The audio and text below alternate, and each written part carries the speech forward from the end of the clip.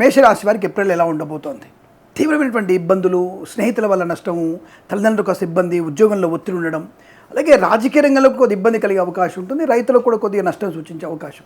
But 1-3 వారాల్లో కొంత అనుకూలవంతమైన మిత్రుల సహకారం, సోదరులతో అనుకూలత, అలాగే తల్లిదండ్రుల సఖ్యత పొందుకోవడం వల్ల కొంత ప్రయోజనం బాగా ఉంటుంది.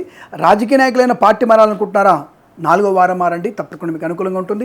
ఆరోగ్య సమస్యలు ఏమైనా ఉంటే మీరు మొదటి వారంలోనే ఆరోగ్య సమస్యల నుంచి బయటపడడానికి తప్పకుండా ప్లాన్ చేసుకుంటే అనుకూలంగా ఉంటుంది. వృత్తి ఉద్యోగాదుల్లో మాత్రం 4వ వారమే మేషరాశి వారికి చాలా మంచి శుభయోగాలు కనబడుతున్నాయి.